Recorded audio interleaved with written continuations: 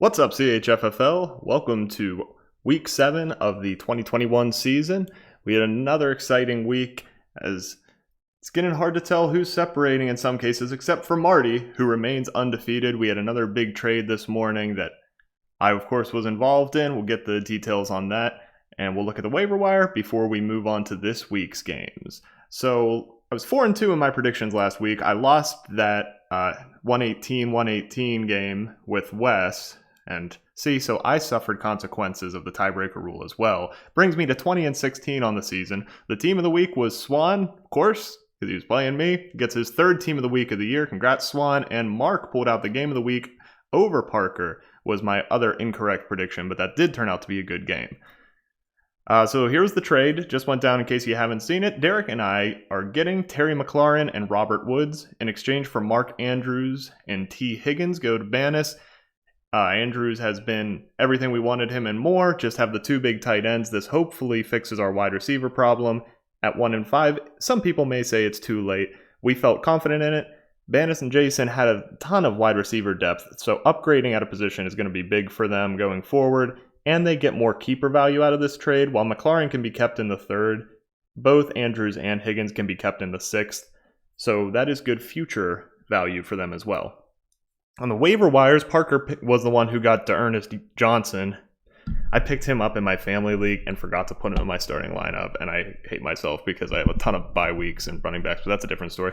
It ended up being good. He got 28 or so points, proving that, I don't know much about Ernest Johnson, but it seems like just about anybody can run with the Browns' offensive line and with their schemes. Grant spent $13 on the Cardinals' defense for our game this week, and Derek and I spent $7 on Joe Burrow to have a bye week fill-in for Josh Allen. I don't have it here, but Grant also spent $6 on Matt Ryan as a bye week fill-in. Well, injury fill-in with Russell Wilson. So let's get to this week's matchups. We only have 2 conference matchups and 4 interleague this week. Let's get the conference games out of the way. They're not quite as interesting. First, in the Chappelle Show conference, we have Wayne Brady versus Ashy Larry's Snake Eyes. Swan's going to have a beatdown in this one. I'd be shocked if I get this wrong. Even without McCaffrey, these teams are not that close, especially when you consider that JD has Kyle Pitts and Zeke on the bye. Zeke's still in his starting lineup. Who knows who he's going to plug in there? I'm taking Swan, though. Moving over to the Chartiers Teachers Lounge, or should be Faculty Lounge, but it's okay. Wickers Knickers versus Genie's Bunch of Good Boys. Should be a good game most weeks. Wes is really separating. His record does not show quite how deadly his team is right now. Neither team had any Thursday play. This was a contender for game of the week. But I just don't see, right now looking at their rosters, where's Max going to get his edge? Debo Samuels and Cordero Patterson have very good matchups this week. If Max is going to win this, he needs them to put up 25 plus, maybe 30 plus. I'm taking Wes. He's the smart money. Let's get to all those interleague games next. First, Silky Johnson versus Chuck Taylor Shamalamas. Ernest, as said earlier, got 28 points for Parker. Great waiver wire pickup. That's good use of money when you're in Parker's situation and you need wins like Derek and I do. Minnie got 17 from Melvin Gordon in his flex. And the Broncos defense. I swear at this point, some of you are doing that just to get my reaction out of these videos, but stop putting your Thursday players in your flex. Antonio Brown's still out for Minnie. But Chuba Hubbard gets one more start with McCaffrey still on the IR. So that could make this a little closer than you would think, but I'm still taking Parker here. Next, Tyrone Bigum's Crack Stars versus Mark's Poppin' the Moon. This is a really important one for both conferences' playoff implications. Bannis, fresh off this trade, is going to have Andrews in. George Kittle still injured, so he has an advantage at tight end now. Is A.J. Brown healthy? He was battling some leg injuries earlier and then had some sort of a flu.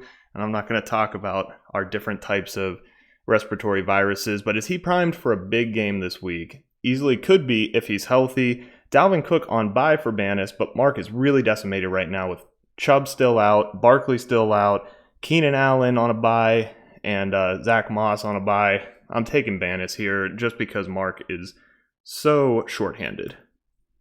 Next, Marty's undefeated Clayton Bigsby's Tricksters versus Stan's Miss Neeson's Cookies. Stan got 11 from Cortland Sutton on Thursday. Not bad. Marty, this could easily be the week that Marty gets a loss just because Dak Prescott's, Dalton Schultz, Najee Harris all on bye. I forget who he has in his tight end position, but remember that Gronk is still on IR for him. Stan isn't at full strength either, though, with Adam Thielen, Austin Eckler, and Mike Williams on bye. I'm taking Stan this week in what should be another good one. The game of the week, though, because it may be my last chance to be game of the week this season, and because I always like the game with Grant, is Derek and my Clip Game Champions versus Grant's Rick James Couch. Two teams kind of on the verge of having lost seasons and having to give up, fighting for their life. Both of us feel like it's a must-win. 21 points from Javonte Williams and OBJ on Thursday for Derek and I, 8 for Jarvis Landry for Grant. Josh Allen is on a bye, but that of course means that Stephon Diggs is on a bye for Grant, so we're both missing some powerful weapons.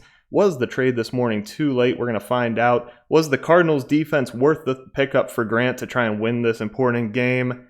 I'm taking us to win, mostly because I hope so, and the whole season is riding on it for me. I feel like you need to win a few in a row here to have a chance. Should be a good one. Best of luck, Grant. Best of luck, everybody else, and we'll see you next week. Bye.